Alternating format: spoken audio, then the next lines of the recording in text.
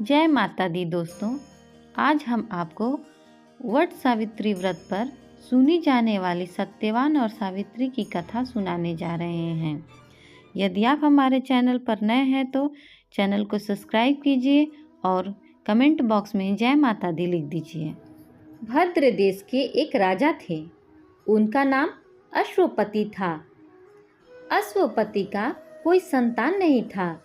उन्होंने संतान की प्राप्ति के लिए मंत्रोच्चारण के साथ 18 वर्षों तक 1,00,000 आहुतियां दीं।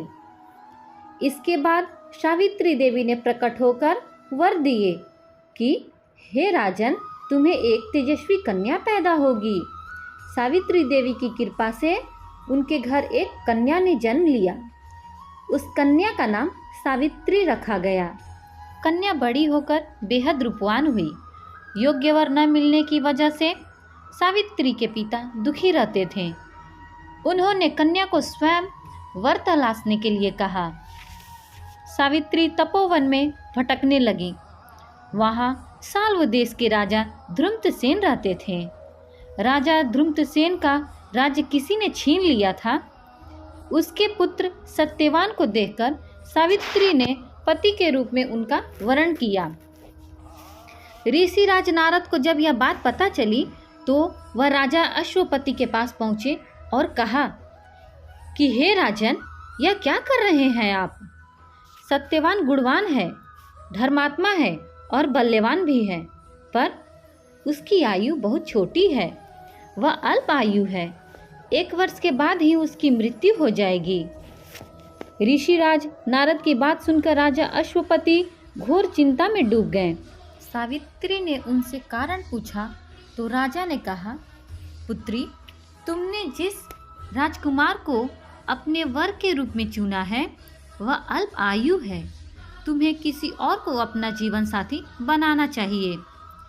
इसी पर सावित्री ने कहा कि हे पिताजी, आर्य कन्याएं अपने पति का एक ही बार वरण करती है। राजा एक ही बार आज्ञा देता है और पंडित एक ही बार प्रतिज्ञा करते हैं। कन्यादान भी एक ही बार किया जाता है। सावित्री हठ करने लगी और बोली, मैं सत्यवान से ही विवाह करूंगी। राजा अश्वपति ने सावित्री का विवाह सत्यवान से करा दिए। सावित्री अपने ससुराल पहुंचते ही सास ससुर की सेवा करने लगी। समय बीतता चला गया। नारद मुनि ने सावित्री को पहले ही सत्यवान की मृत्यु के दिन के बारे में बता दिए थे। वह दिन जैसे जैसे करीब आने लगा, सावित्री अधीर होने लगी। उन्होंने 3 दिन पहले से ही उपवास करना शुरू कर दी। नारद मुनि द्वारा बताए गए निश्चित तिथि पर पितरों का पूजन की। हर दिन की तरह सत्यवान उस दिन भी लकड़ी काटने जंगल में चले गए। साथ में सावित्री भी गईं। जंगल में पहुंचकर सत्यवान लकड़ी काटने के लिए एक पेड़ पर चढ़ गए। तभी उनके सिर में तेज दर्द होने लगा। दर्द से व्याकुल सत्यवान पेड़ से नीचे उतर गए। सावित्री अपना भविष्य समझ गई। सत्यवान के सिर को गोद में रखकर सावित्री सत्यवान का सिर सहलाने लगी। तभी वहां यमराज आते दिखे। यमराज अपने साथ सत्यवान को ले जाने लगे। सावित्री भी उनके पीछे पीछे चल पड़ी। यमराज ने सावित्री को समझाने की कोशिश की कि यही विधि का विधान है, लेकिन सावित्री नहीं मानी। सावित्री की निष्ठा और पतिव्रता को देखकर यमराज ने सावित्री से कहा कि देवी, तुम धन्य हो, तुम मुझसे कोई भी वरदान मांगो। सावित्री ने कहा कि मेरे सास ससुर वनवासी और अंधे हैं, उन्हें आप दिव्य ज्योति प्रदान करें। यमराज ने कहा, ऐसा ही होगा, जाओ, अब लौट जाओ। लेकिन सावित्री अपने पति सत्यवान के पीछे पीछे चलती रहीं। यमराज ने कहा, देवी, तुम वापस जाओ। सावित्री ने कहा, भगवान, मुझे अपने पतिदेव के पीछे पीछे चलने में कोई परेशानी नहीं है। पति के पीछे चलना मेरा कर्तव्य है।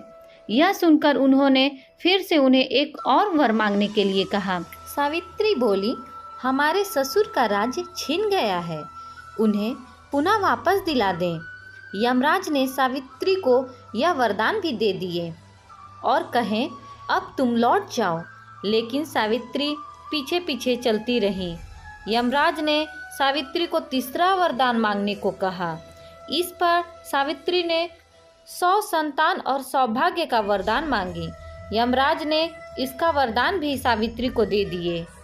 सावित्री ने यमराज से कहा कि प्रभु, मैं एक पतिव्रता पत्नी हूँ।